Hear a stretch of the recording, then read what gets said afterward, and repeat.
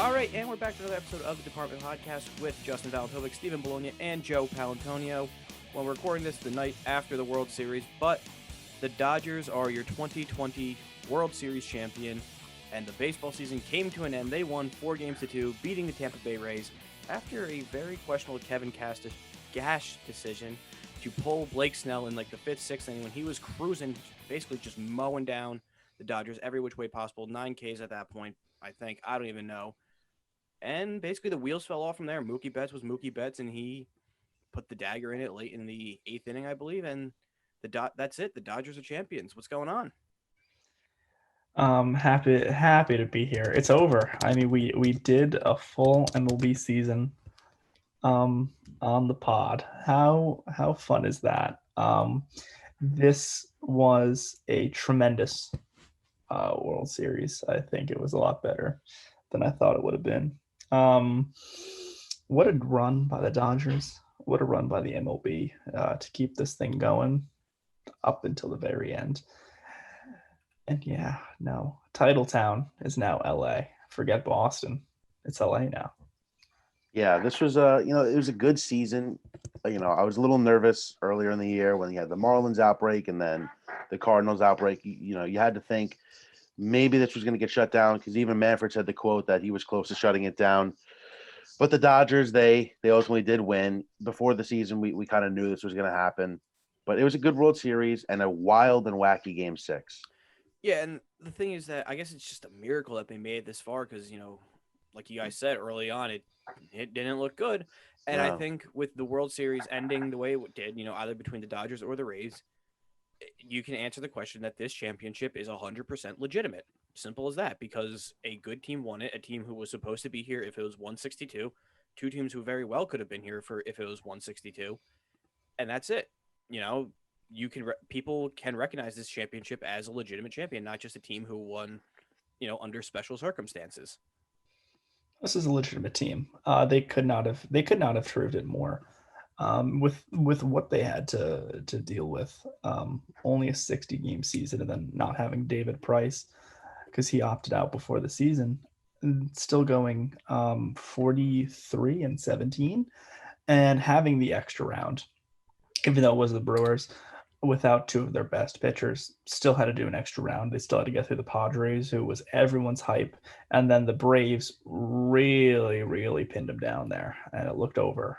But they did it. They proved it. It would not have been legitimate maybe if it was like a cakewalk and it was like they like just breezed through. But no, they by no means breezed through. I mean, they had to fight for this championship really hard, show a lot of resilience. Yeah, this is definitely a legitimate championship just because from start to finish of the season, every player, every manager, every clubhouse guy, they lived with fear. You had the fear of if I even walk into the bathroom, it is possible I can contract COVID-19, God forbid. You had to be isolated in your hotel. You couldn't go out. You couldn't do anything. Whereas normally, you could do whatever you want. You're a professional baseball player. And for that reason, sacrificing months and months and months from your families and their safety, they grinded, they worked hard, and every single player did, not just the Dodgers. But this is well deserving. Like I said before, even if this is a full 162, I still think the Dodgers win it all. So, speaking of COVID, we got some bizarre news basically last night when the Dodgers were on the field celebrating their championship. It came out that Justin Turner tested positive and they pulled him mid-game because of that. And then we saw him on the field afterwards celebrating with his team.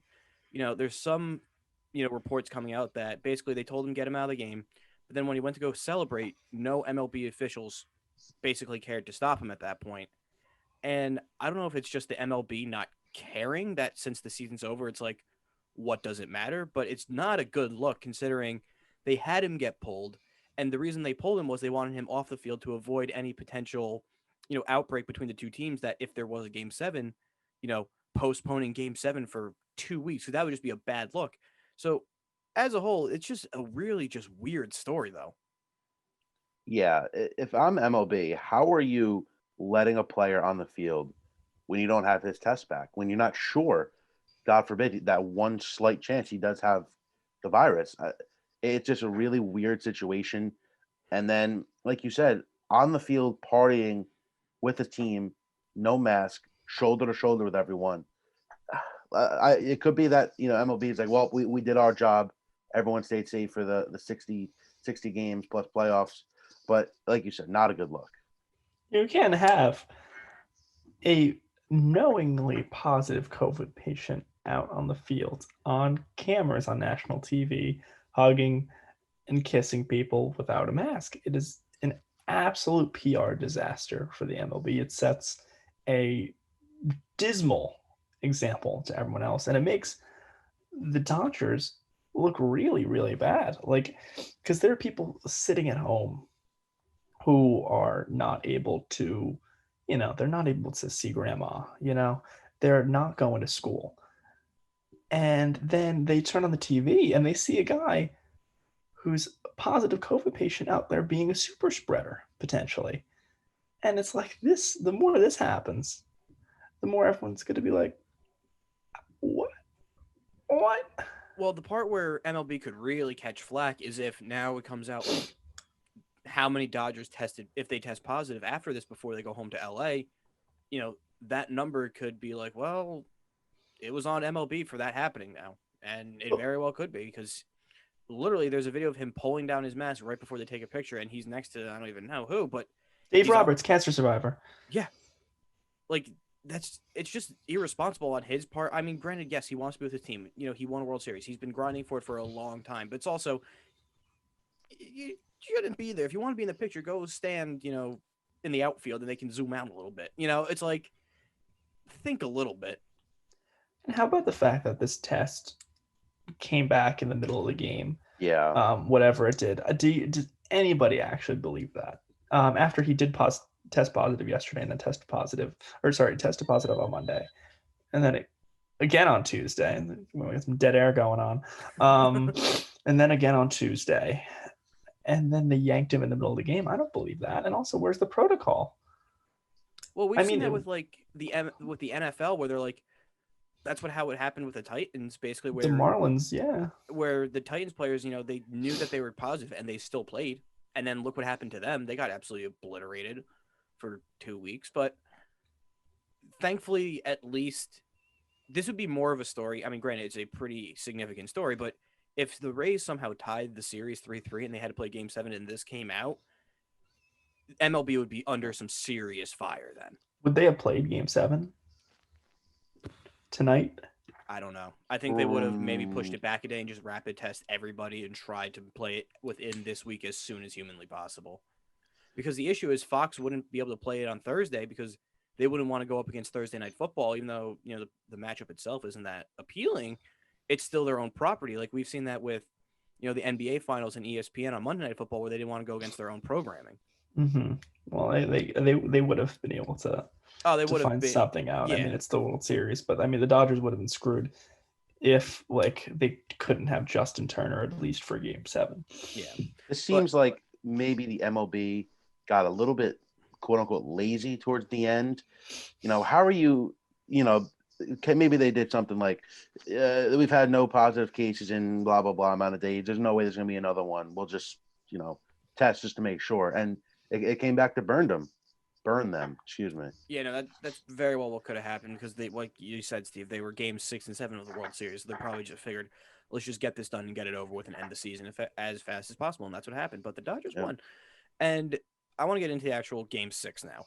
The big story is that Kevin Cash pulled Blake Snell in the 6th inning when he was absolutely cruising, only 1 run given up, 2 hits, and 9 Ks, and he pulled him for no reason, because he just didn't want him to face Betts and the heart of the order a second time. And that's when, Joe, you live and die by them, the analytics, the nerd stats, they come back to bite you in the ass sometimes, and this is one of the times. It cost them the World Series. Simple as that. This is completely overreactionary. We have watched the Tampa Bay Rays literally, like you can't even deny. Like we have watched them go farther than any team with this talent level ever should. Any team with this payroll ever should. And they got to Game 6 of the World Series and were leading in Game 6 of the World Series. And now, all of a sudden, like, they continue to constantly follow the formula that got them there and go with their brain and not their heart. And it's not going to work out all the time, but it works out a wide majority of the time, and that's how they got here. And then to just shit on their entire philosophy and to go completely back on it just because one game didn't work out? Ridiculous. Yeah, but it's the most important game that it didn't work out and is the issue. Like, Worked when in, you that's have about your important ace, games. a Cy Young winner. You've literally Kevin Cash has literally pulled him in the 5th and 6th inning of games in the regular season, and it was part of the reason why he said it was to save his arm for the postseason. It's literally his last start of the postseason, Game 6 on the line. Let him rip until the wheels fall off at that point. Mookie Betts was coming to the plate in a one-run game in the biggest game of your life. Now, Nick Anderson has not been pitching well lately. That is true. But you have to choose whether you want Blake Snell to face the order a third time through. And Blake Snell's stats, when he faces the order for a third time, opponents hit, let's see this, 304 against him. 600 slugging. Ridiculous. Let's get. Yeah, so they slugged 600, a 913 OPS against him. Like, he's not good the third time through the order. I would have rather, though, if I was Kevin Cash, stick with my ace, and if it falls apart with him, it fell apart with him because he is your best pitcher. And like you said, Nick Anderson, he wasn't that good in this postseason. He's not a guy you're going to in the middle of the inning, and you shouldn't. He only got one out. I would have done this now. Was outstanding in the regular season. He is the one that carried them there. If you want to go out with your best, you want to go out with your formula, and you want to go out with the guy that you believe is the best pitcher. Nick Anderson was the best pitcher on the team, despite how he pitched lately.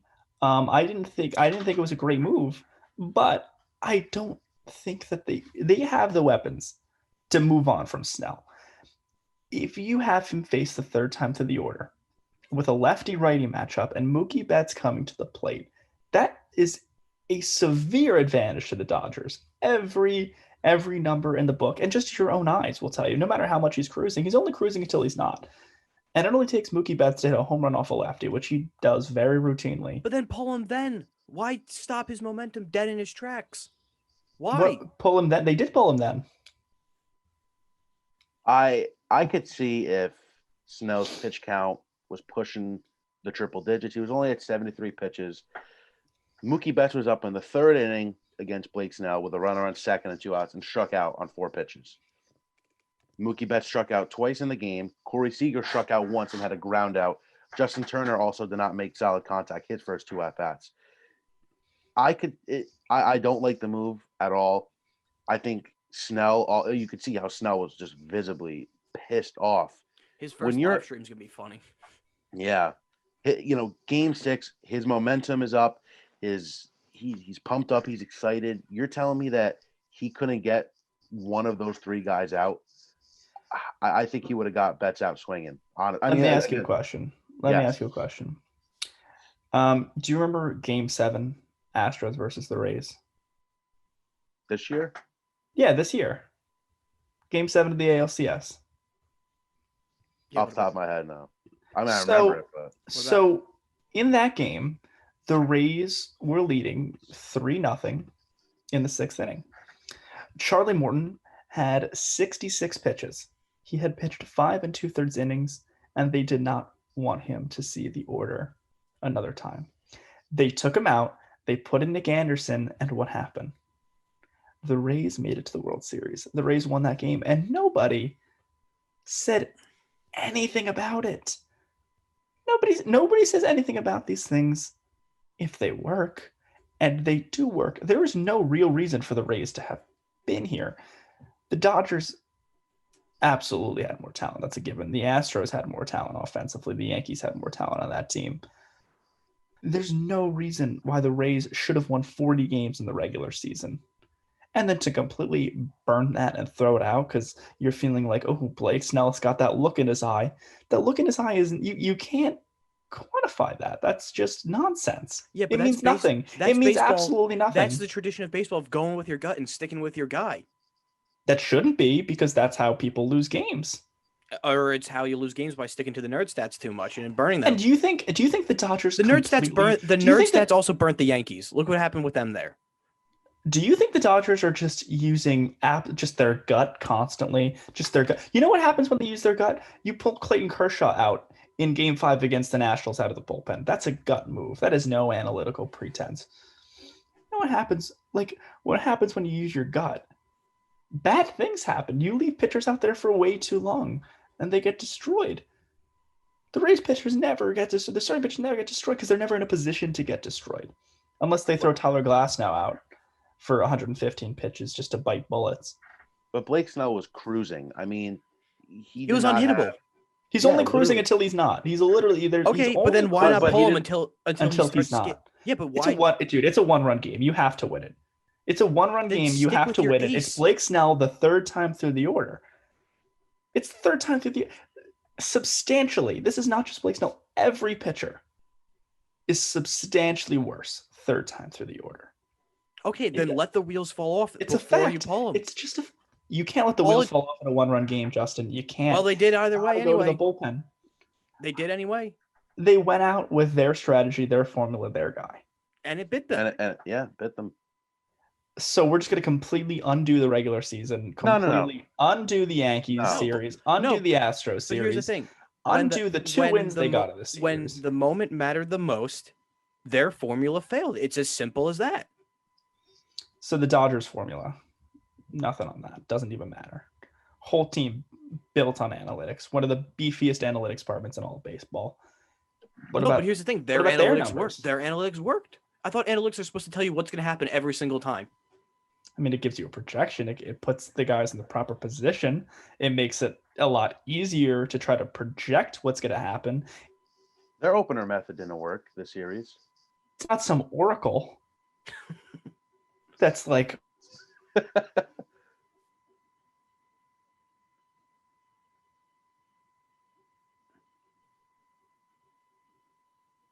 Okay, Corey. I mean, what are you talking about? The opener last night, and it worked to perfection. And since it worked, crickets from you, Justin Valentovic. But if the Rays use the opener method and they give up 5 runs and lose the game, all of a sudden we need to burn every calculator within a 5-mile radius of a baseball stadium. Look, I hate the opener method to begin with. I don't like it. And your team doesn't have anyone. Because your team doesn't have anyone. It's simple as that. If the and your team tried it and fucked it in the playoffs. If you were able to bring guys out of the pen that could get outs as an Orioles fan, you would absolutely love it. Oh, but Yankees can't really bring guys out of the pen when it matters either. Beggars can't be choosers, Justin. Okay. Look, all what I'm saying is I personally would not have done that. I would have stayed with Snell and tried to get out of the inning. He had no one on. It was a runner on first base. Oh, one man on. Okay, fine, whatever. But even then, you could roll a double play and you're out of the inning, and then you save a pitcher, you save the inning, and you move on. You know, you talk about all these variables for projection. There's also a million variables that you're not accounting for. What if he got out of the inning? Then what? Okay, great. And then what? You pull him in the 6th at the start of the 7th just because you don't want him to go through the third part of the order again? Yes. But why? Why? What does it accomplish? Because these hitters, ask a hitter. They will tell you that. But he was unhittable against a guy for the third time. Okay, they've seen him twice through the order. Joe, it's late in the game. You have a lead. You got to go to the bullpen. Here's your logic then. By you saying third time through the order, that's when the pitchers start getting hit around. What happened to Nick Anderson? He got hit the first time facing a batter. Really? So you're saying that? Well, if the almighty analytics say that it'll fall apart at the third time facing a batter, what happened the first time then when they're supposed to be unhittable? What happened to Nick Anderson then? It fell apart. Nick Anderson threw a bad pitch to Mookie Betts. I mean, and who's to say that that's what happened? Blake Snell wouldn't have thrown a bad pitch then? It's the analytics is dumb. That is more likely. Analytics is dumb. Yeah, simple as that. You look at the teams that don't really use analytics that much, you get basically just the Pirates. And tell me that analytics is dumb. Okay. All right. So the Dodgers won the World Series. The Dodgers won the World Series. Muncy. Okay. Analytics. Completely analytics pickup. Absolutely. Justin Turner, out of the garbage bin. They just found him. Completely analytical pickup. Will Smith, analytics. And he is basically the golden child of analytics. Not defensively. Okay, what? Harris, Austin Barnes. Austin Barnes. There we go. There's too many Barneses. Barnes should have been in there on that pass ball in Game 3. So you're saying any team that completely and blindly employs analytics? No, but is teams so dumb after watching a Game 6 appearance. No. The problem that I have with it is when they let the analytics go autopilot and basically run and manage the game for them. That's when I have the issue with it. How do you think the Rays got there? Like, legitimately, how do you think the Rays got there? No, do you think it was Kevin Cash trusting his gut? Please, Charlie Morton. He should have trusted his gut. If he trusted his gut, they would have been bounced either in the first round or they would have came in second against. They lost either way. So you would rather.